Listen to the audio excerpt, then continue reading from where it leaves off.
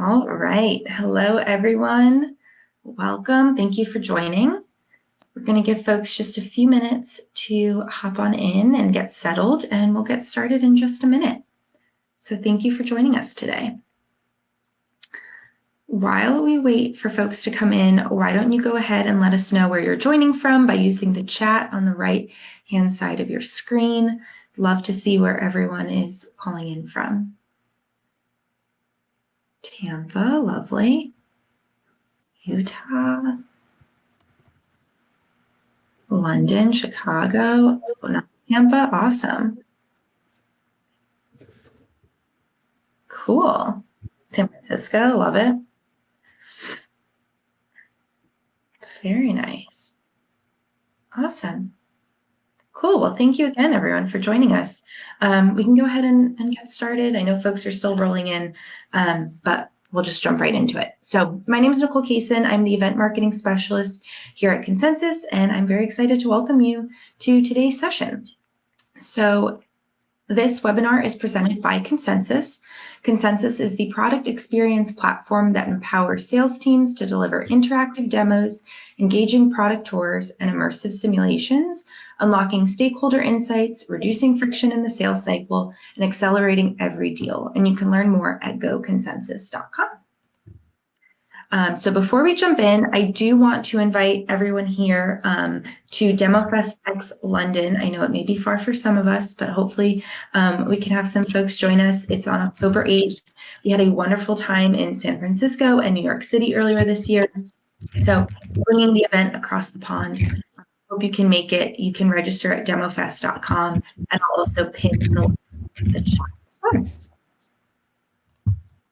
So we encourage you to participate in today's webinars. Our speakers will answer any questions at the close of the event, but you're welcome to post your questions at any time using the Q&A feature on the right side of your screen. You'll see chat, messages, and Q&A. Go ahead and ask your questions there. We'll be sure to cover them at the end of the session. And if at any time you're having technical difficulties, just go ahead and locate that little gear icon. It'll give you some documents to help troubleshoot any problems that you're having. And now I would like to introduce our speakers of today's sessions. So please help me in welcoming Derek Gilbert, Ty Sarter, and David Peck. So Derek is the Software Engineering Manager of AI and Research and Development right here at Consensus. Ty is Consensus's Senior Buyer Enablement Engineer. And then David is joining us from Airlock Digital, where he is an Enablement Manager. And with that, they're going to be talking all things AI. So I'm going to just turn it over to you guys. Thank you, Nicole. I'll go ahead and share my screen and we'll get started.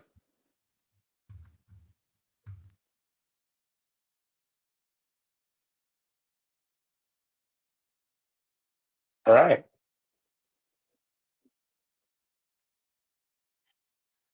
Okay, welcome everybody to our presentation. We're excited to kind of go over AI and some of the ways we're applying it here at Consensus.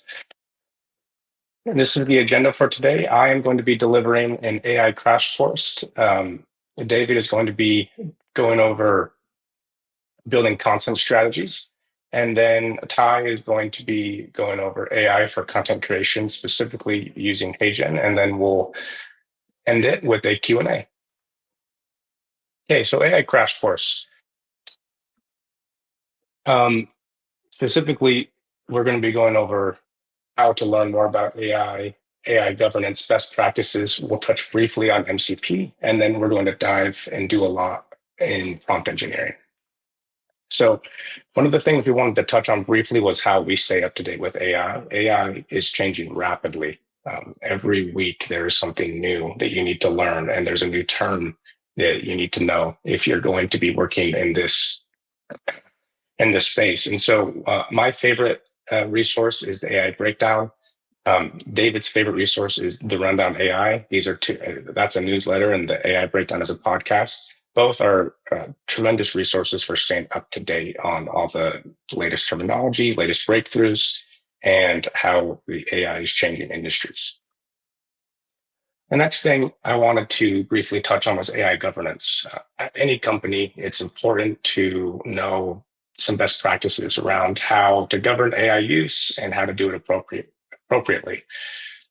One thing I would recommend is always going through the correct channels if you're going to use AI at work. There are various risks to using AI. For example, if you don't have an enterprise license for something like HeyGen, they can train on your likeness and image if you use their service. And so it's important to make sure that the things you use go through proper security reviews. You're not using PII, which is personally identifiable information in your prompts. Some things I have for getting started are, if you don't know how to get started with AI at your company specifically, using AI is probably a good way to get started. So in your own personal chat, ask AI, as an employee, I'm trying to learn how we can use AI more in our daily workflows. Can you give me some tips and tricks to get these approved at my company? If you use that prompt exactly, it actually provides a great detailed response on ways you can get going. And some additional options are ask your direct manager, say, hey, I want to start using AI more. Offer to be in a pilot program. Hey, there's this pretty cool AI tool that I've been looking into. Could we pilot this at our company? I'd be more than happy to see if it works for our workflows. Okay, let's dive into MCP a little bit. So this is something I personally am really excited about. As an engineering manager, we were craving something like this in the AI industry for a while. And we're really excited about all the potential use cases it could have for consensus, but also for AI workflows in general. So MCP stands for Model Context Protocol, and I'll be diving into what that means here in a second. First, what is a protocol? Well, a protocol is just a defined set of rules that guides how different parties interact or operate together. MCP piggybacks on that. It stands for Model Context Protocol, and it's an open standard that enables AI assistants to securely connect with external data sources and tools. Instead of being limited to their training data, AI models now can use MCP to access real-time information while maintaining strict security boundaries. So we're not going to dive too much into MCP today, but I would be remiss if I didn't touch on it and get that in front of everyone who is attending this webinar today. I would keep an ear out for it and look into companies or providers you're using and see if they have MCP servers as you start implementing workflows with AI. All of the major AI providers, Google, Meta, Anthropic, and OpenAI have all announced that they are working on adopting MCP into their chat models. And it's going to open up a world of automations and workflows that we didn't really think were possible. So keep an eye on that. Here is an example on how it works. You see, you can kind of think of it as a USB connector. So you can think of Claude or ChatGPT as the client, what you use MCP with, and then MCP is the connector or the protocol that connects to all these third-party data sources. All right, so for the next few slides, we're going to be doing a sort of deep dive into prompt engineering. I've created 3 rules that I want to go over here that I think if you follow these, you will have you will be able to have much more expectable outputs in your prompts. And they'll be more aligned with your company, your brand, and what you're trying to achieve. So the first rule in prompt engineering for me is context is king. Why this matters. AI doesn't have memory or assumptions, at least in the form that we're working with today. If you don't say it, it won't know it. And this specifically pertains to your specific context.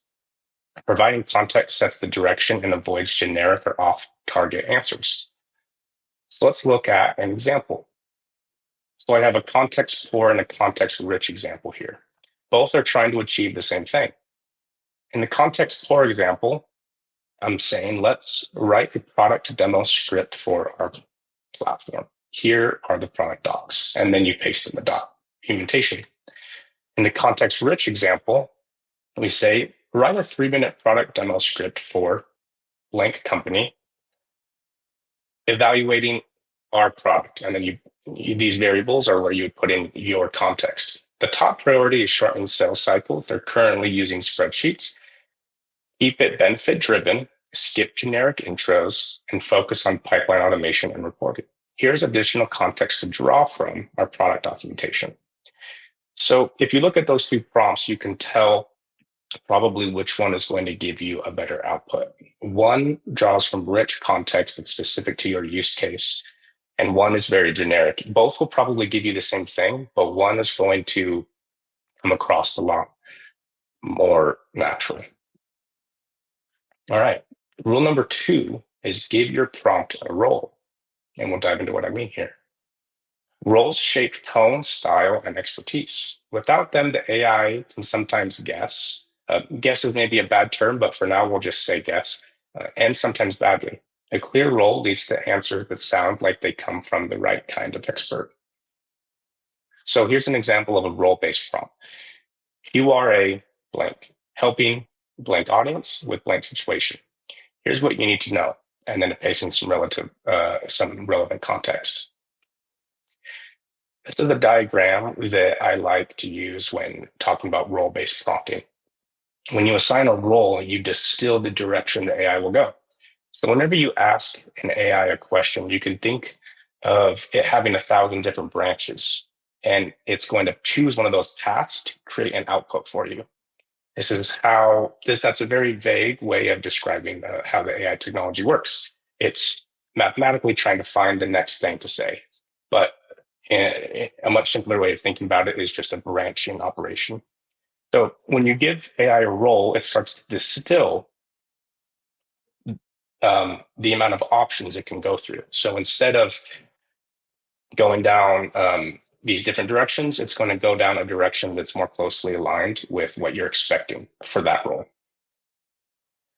Rule 3 is providing examples. So AI doesn't just respond to what you ask, it learns from how you ask and what kind of answer you want. So in the industry, we call this, there's an actual scientific term for this, and it's called multi-shot or few shot prompting. Single shot is when you just provide a question and you expect it to know exactly what you mean and give you an answer. Multi-shot or few shot prompting is when you actually provide examples of how you might ask the question and then how you expect it to answer. And when you do this, it actually gives you more, I would say relatable, but it gives you more expected outputs. So the answers will more closely align. They won't resemble perfectly your examples, but they will more closely align with the framework that your examples are in. So let's take everything we learned here about prompt engineering, and we're going to apply it to a prompt that we use here at Consensus. So prompt engineering for content creation. I've assigned each section of this prompt a color, and you can see the legend over here on the left. So we use role-based prompting at the very beginning. You are a professional scriptwriter. We're distilling all the information that the model now has about script writing, and we're putting that at the very beginning of the prompt. So it knows, okay, this is what I'm doing. It has a defined path to follow now. The second piece of this prompt is we give it a task. Now, analyze the provided MP4 files and generate a simple, engaging, structured video tailored to early funnel sales engineering prospects. And then we go into giving it rules. Okay, so this is the task. Here's the rules I need you to follow. Avoid jargon. Don't include scene descriptions. Keep it succinct. Focus on pain points. And then the piece that I enjoy the most when prompting is whenever I'm using AI, I'm expecting something. I need something specific. I don't want it to be vague. I'm looking for it to solve something for me. And so I love to provide expectations. Given these instructions, given these rules, tasks, this is what I expect you to give me. And if you do that more often than not, you are going to start blowing your AI usage out of the water because you are going to realize how much it actually follows your instructions when you use this format. So after expectations, we go right into what we talked about in rule number 3, which is examples. Okay, so here's what I expect. I expect it in this format, and here is how I expect that format to look. Have an introduction, have a product value. Here's the way I expect the responses to talk. So those are my 3 rules. I'm going to pass it over to David, and he's going to jump into just how you can apply all of these rules to actually making content for your teams. Awesome. Thank you so much, Eric. That was a perfect landing place to what we're going to jump into between me and Ty. Going to go into talking about first content strategy and how to build one with AI. And we'll move a little bit into how Consensus uses AI a little bit for video creation. So let's get into it. Awesome. So AI for strategy planning. How this came about was I was actually I used to be at Consensus. I was a customer success manager and really wanted to figure out how to help customers get to this piece of not knowing what to create and not knowing where to go with their content to actually having something that they could build out that was easy to develop and easy to push forward. So we get this issue usually when we start to adopt a demo automation strategy and buy Consensus and get into it, where content creation can seem kind of daunting. I don't know if anybody's seen this statue, by the way, but we can look at this big whale and think we have to eat all of it all at once, when honestly we could take it a piece at a time and a bite at a time, where we're actually having something outlined and we're following that outline. Now, that's usually the hardest part of it, is actually creating the outline and aligning on that strategy. If anybody's actually done content creation and tried to create a strategy, can be a hit, where everybody, all of the key contributors come together and they say, yes, this is what we want to do. This is our content strategy. This is great. Or it can be kind of a standoff. And usually I find that standoffs happen when people have their own, obviously, ideas of what content creation should look like at the company. And this doesn't have to happen, right? It doesn't have to be a standoff every time, or it doesn't have to be a standoff when we first create our content strategy. And what if we could come into a meeting with having great ideas that didn't have to take you hours to create, and could springboard you and your company into coming together and piecing out pieces of a content strategy that each team could own, and we have this full funnel thing that looks perfect, and then we get into our Gantt chart and we start to kind of lay it out so that we can have a plan of creating and delivering good content. Well, doesn't that sound too good to be true?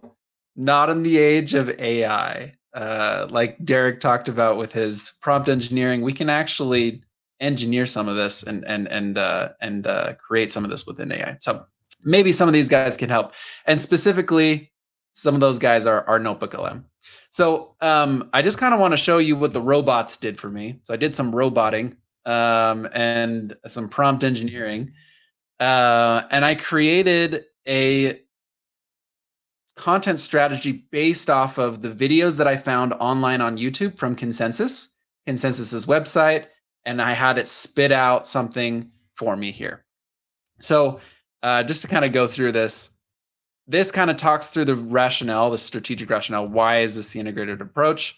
And then we went into actually the content strategy, where we did the needs stage. We moved forward into the research and compare stage, which is mid-funnel. And it gives me ideas. It doesn't just give me, hey, this is what you should do. It gives me videos, it gives me interactive product tours, and it gives me simulations. And it does this for every single thing. And my prompt was, give me a product experience platform strategy, content strategy with ideas. Now, it wasn't perfect. This is definitely something where you send it to the team and you say, hey, here's some ideas. Let's get together and let's kind of formulate what's actually good in this AI and what we could improve on and iterate on. So that's what the robots did for me. And I used NotebookLM to do that. So these are the things that I brought in. Oh, gosh. And if you haven't used NotebookLM, it's in the G Suite. It's in Google. And what you can do is you can bring in YouTube videos. You can bring in MP4 videos, as much content. I think you can have 300 sources or something like that. If you really want to go crazy, you should definitely try to, I saw Mike Ortega in here. He did this as well. You should definitely try to generate a podcast deep dive conversation if you're using this. that'll take you for a trip. It's pretty wild. But yeah, so this is what I used to generate that content strategy. And I just pulled in some things from Consensus. Consensus just added a ton of YouTube videos like 6 days ago. So you can kind of pull those things to give you some of the buyer enablement brain to do that. Now, I want this to have some continuity. How to say that word? Derek showed us some great prompt engineering for a script. I'm going to let Ty talk more about scripting, but I did do this myself where I've got all of these YouTube videos and I put in that prompt that Derek put in right at the end of his presentation, and it pulled up this demo script text. So all I did was I had those sources and I said, hey, create a text for me. And I'm going to use my narrating voice. Tired of the demo grind, sales engineer. And I think that's kind of cheesy a little bit. We'd probably want to get rid of sales engineer there. But if you read through this, it really is consensus. Are repetitive demos stealing your strategic time and burning out your team? Do you lack insight into what truly matters to buyers, making it hard to prepare for meaningful conversations? Is scaling your pre-sales impact a constant challenge? These are the things, it hit what consensus really tries to solve very easily in the problem statement. So that prompt really did well. And I think that with some tweaking, it could make for a really good early stage demo. So awesome. I won't read the whole thing. You don't have to listen to my radio voice the entire time. And then I also did one more thing, and Ty will kind of hit on some of this as well. But I wanted to I wanted to analyze and have it give me feedback, which is another part of like the content strategy. You're always iterating. You're always creating demos, and then you want to get feedback internally, and maybe you want to get feedback from NotebookLM as well. So pulling in some of those buyer enablement brain things from YouTube, again, that Consensus has a ton of now. You can actually have NotebookLM become an expert on giving feedback on your demos. So now I can say, analyze this specific YouTube video or MP4 that you pull in. How would you improve this video to make it easier to interact with at the beginning of a sales cycle? Now this jumps into actually giving me feedback, so then I can find specific things to come back on and say, okay, this maybe needs to be thrown out, or this specific section needs to be a little bit more clear to my audience. So some really cool things that you can do with NotebookLM with creating a content strategy and delivering on content. Awesome. Turn the time over to Ty now. Thanks, David. Thanks, Derek, as well. I'll go ahead and share my screen here. All right, so we're going to talk for a little bit here about content creation with AI and what that looks like at Consensus, how that could look for you and your teams as well. And truthfully, for me, you may or may not relate to this, but AI just personally is not my favorite thing, if I can say that. I know that might be popular with some, might be unpopular with others.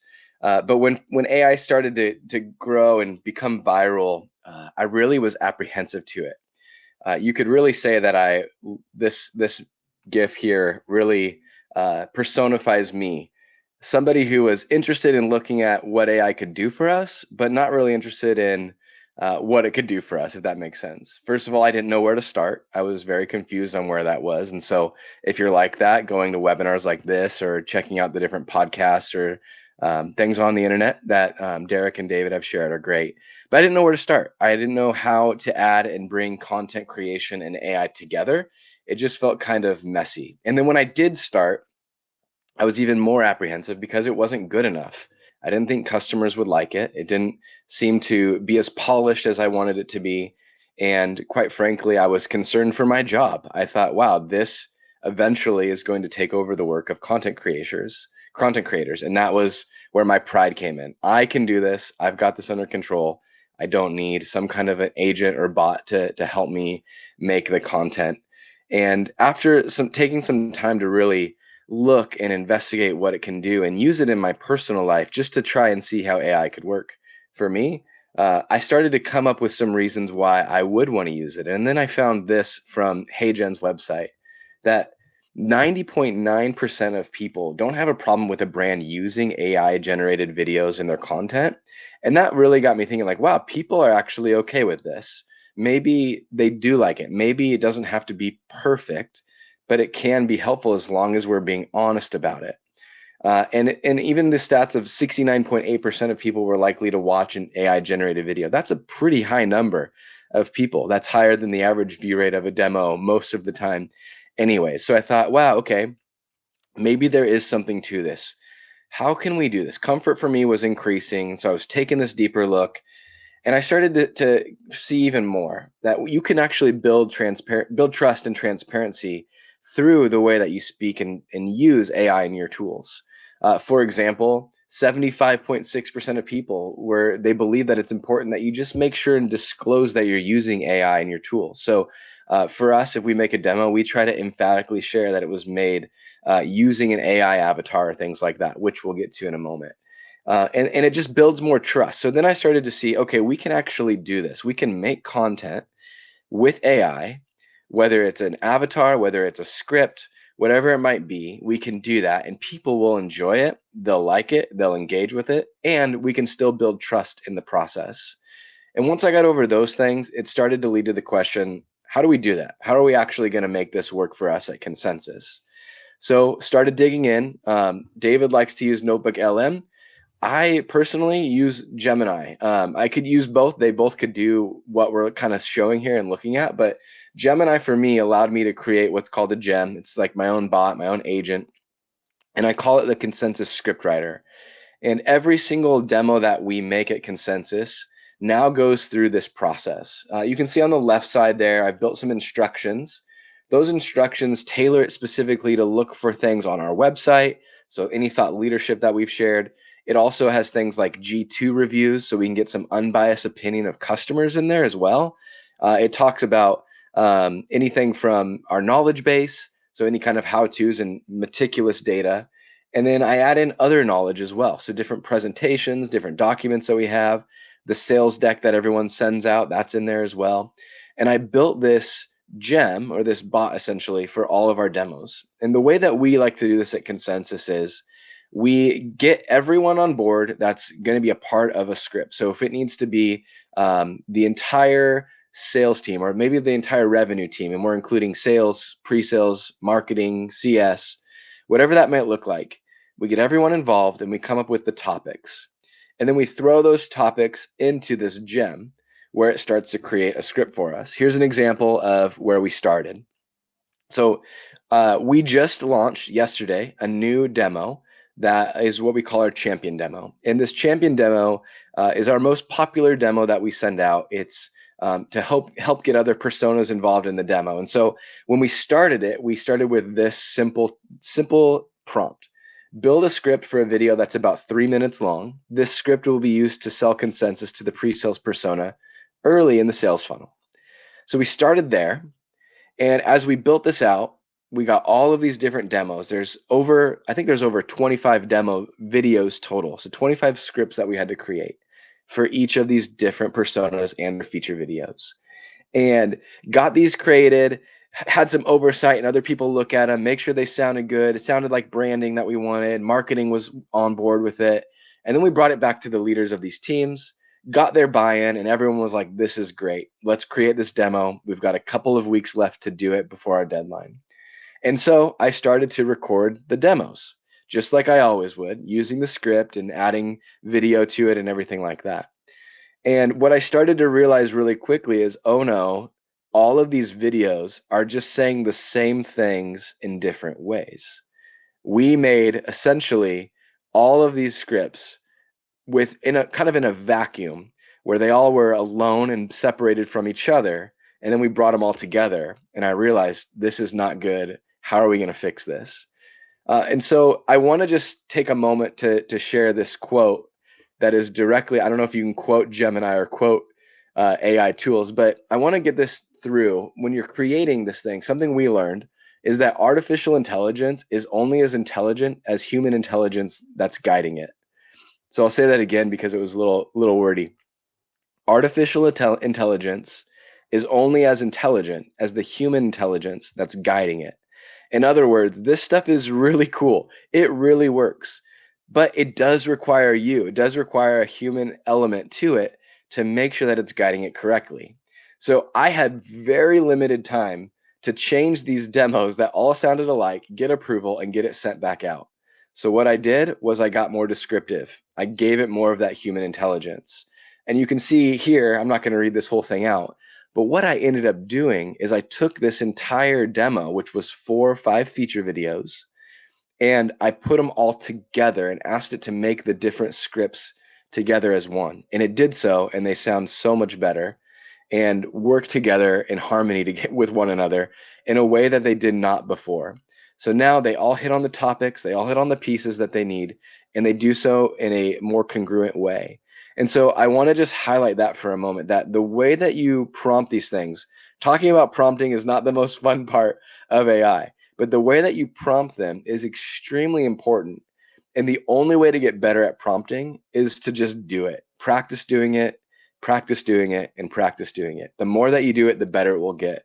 And I reckon that in 6 months from now, what you see here on the screen won't even be the way that I prompt, because I'm learning and growing and seeing different ways that I can do it. So that's just a piece of advice for you as you go into creating things with whatever AI tool you're using. Doesn't have to be Gemini, but that's just an example of what we do.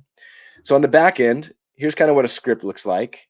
I'm not going to read through all of this for us, and I don't intend for you to read it all. I just wanted to have it up on the screen to show you that it actually will go ahead and build the script, and it will give you ideas for visuals as well. So I can take this back to our editor, Hannah, who does an amazing job, and she can have already an idea of what kind of visuals we could put there. She can change these, add different ideas. And so what I can do is I know now that I need to add these different videos with the demo as well. Some of these, now disclaimer, some of these we add, some of these we don't, depending if we're trying to make it more like marketing, early funnel, we'll have more of that pizzazz, I guess you could say, or that more cleaned up, polished stuff. But when it's later in the cycle, we'll usually be more authentic, right? We're not trying to grab someone's attention as much. We're trying to get to the heart of how we can actually solve their pain in a way that works for them. But then what we do is we take these scripts, and for us, we one of two ways. If this demo at this point is done with AI, we go ahead and create it with the person. So mostly me, I'll get in front of my camera, I'll have the teleprompter up, which we can talk about later, and I'll just hit record and start going through the script that we made with AI. Simple as that. Just for some context there, we were able to take that new prompt that I used and get all of those demos recreated in less than a day, probably about 4 or 5 hours, where they created and approved to record. So it almost took no extra time to build this out correctly than the time we already had taken. From there, if you don't want to use the human element of it, you can actually pivot right into using tools like HeyGen. Now, HeyGen is what we use. There are other tools out there. We use this. We love it.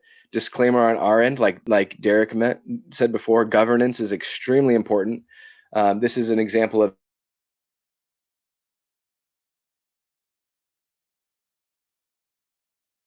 it here, but you can. These are things you need to consider and talk to your legal teams about. If we did not have the license we have with HeyGen, my image, my likeness could be trained and used all across the internet by HeyGen. It's just part of the way these things process and work. So make sure that you're thinking through those things with your teams, because that could be very maybe lead to disgruntled employees or people that aren't very excited about having their image out there for everyone to use. So that's something to consider. But this right here is an example of what we could do in HeyGen. You'll see on the right side, it's got a timeline just like it would in a video editor like Camtasia or Adobe Premiere. And then you see up above is my video. So that's actually an avatar built by HeyGen of me. I simply took a video that it asked me to do and record. I did it right from my phone, and it asked me to do different like emphasis and be exaggerant, talk about things you're passionate about. Now there's even a newer tool with AI, with Avatar 4 from HeyGen, where you can just simply take a picture and it will build out your avatar for you. It's amazing what it can do. And so you'll see me here, and on the left side, you'll see some different options. Now I've gone ahead in this one and added in my script already, just so we can get an idea and see what that looks like. But you can see simply that you're able to add in a script, you're able to change the way that you sound, the way that you emphasize things or exaggerate things. You can use different languages. So no surprise to us, once we started using different languages, those demos quickly became our most popular ones, because all of these different people that we couldn't access before can now access our content in a way that fits and is relevant to them. You can also use different avatars. So if I go back here, this one here is on the right there. That's actually an AI avatar created by HeyGen. That is, her name's Georgia. Georgia is probably our most used avatar. And the reason being is she makes a great emphasis and exaggerates words really well, so that we can make sure it fits what we need. So that's just an example of what we do and how we get things into HeyGen. And so I would just encourage you to look at different tools that work for you. There's some other ones out there. One that, I'm not plugging any companies here, but just ones that work really well. There's one called TruePeer that actually edits your videos for you. Go take a look at that. HeyGen is phenomenal. Their new Avatar 4 is, quite frankly, mind-blowing for me, and just speaks to, again, how quickly these things are moving and changing. And so that's more of the basics of how you can use these tools.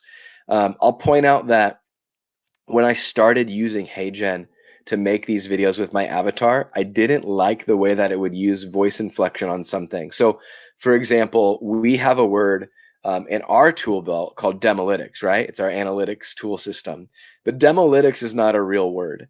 And so HeyGen says it rather differently, or kind of funny, like how we'll pronounce it. You can actually go in and phonetically change the way that it says the word. So there is that more human touch you can add to make sure it sounds smooth. And now with Avatar 4, you can actually do your own voice recording with the inflection that you want. And it will say, like, it'll just be a quick statement you can say, and it will say, okay, I've got how you want this to sound. I'll change it all to sound like that now. So there's some really great tools out there. So nowadays it looks different for me. And just some things that I like to share is that perfection is preferred, but it's not always possible with these tools. And that's totally okay. As long as you're being honest, as long as you're being authentic, when you make it, use it, try it, and find the things that work best for you. And you do that by informing your customers that this content is created with AI. Just let them know. And lastly, look at it as a solution, not the solution.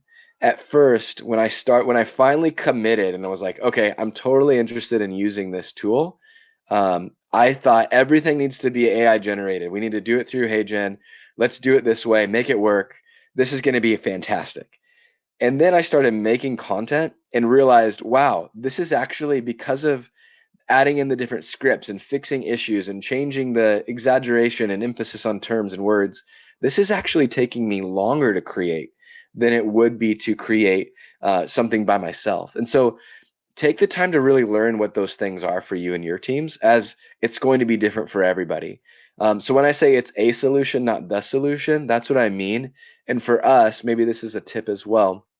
What I found helpful is anything that needs to be like radically authentic and bring a human element to it, I just create.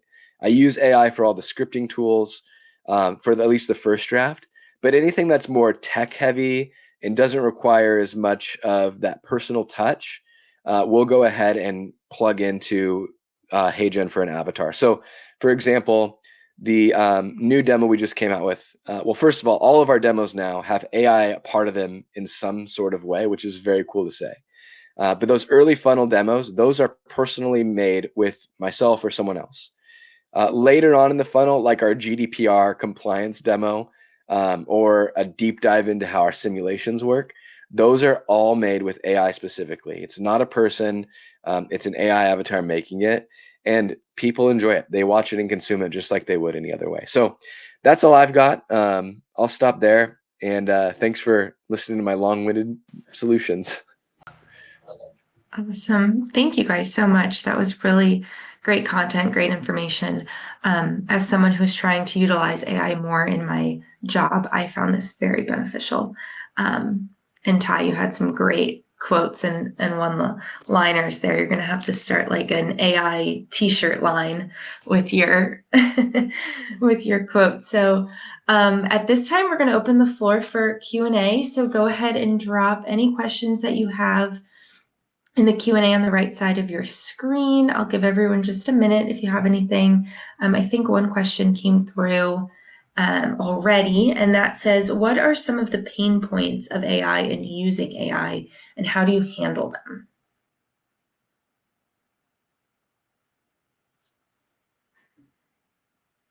I can take that one to get us going.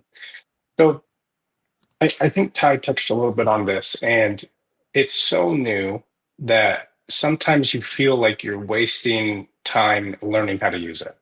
There is a curve where you start to see the benefits once you get better at it. And so that's definitely a pain point, though, is spending the time and investing in learning this new tool. It's like, oh, another thing I have to learn, on top of all these other things I'm doing for work.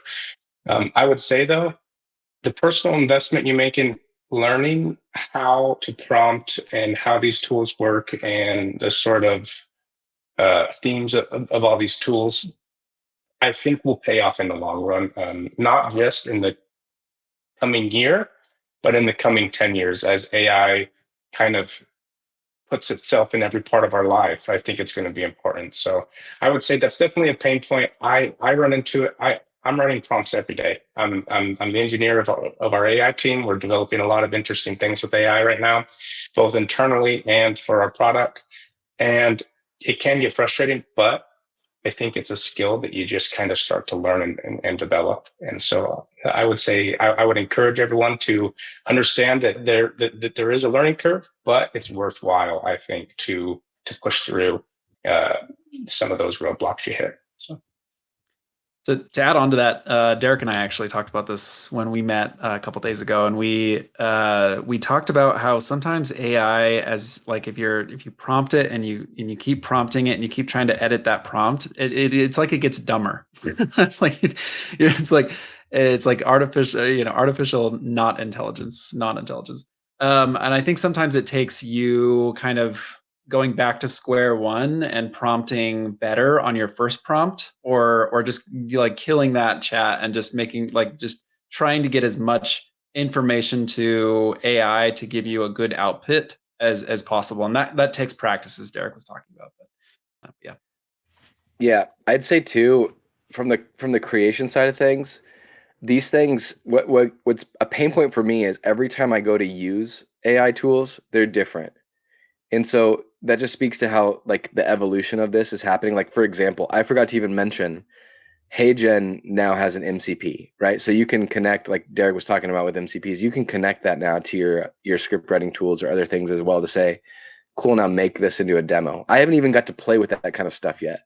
And so like what I would say is be okay with like resting in the idea that you're not going to have everything learned, like you're not going to learn everything or be educated on everything. It's okay to not know it. I think where I would look in that situation is taking the time or making the time to invest in learning what's coming. There are great courses out there that are free for anyone to take and to see and learn these newer things that are available. So that's one of the ways I've kind of combated my pain as well is that, and I kind of alluded to this as well, but sometimes AI, you'd think it'd be faster, but it can take longer. You just got to play with it and learn what that is for you. Awesome.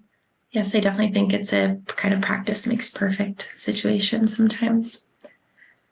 Cool. All right. Well, I don't see any other questions coming in. If anyone, thinks of anything after the session, please don't hesitate to get in touch with us.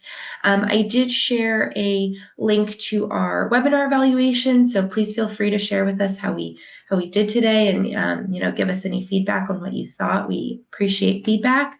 Again, thank you, Derek, David, and Ty, for your time and your knowledge today. It was awesome. And lastly, the recording will be shared after this, so keep an eye out. We'll be sending it out via email probably tomorrow, so if you want to share with some colleagues, feel free to do so. But that's it. So thanks everyone for your time, and I hope you have a great rest of your day. Bye. Bye, everyone.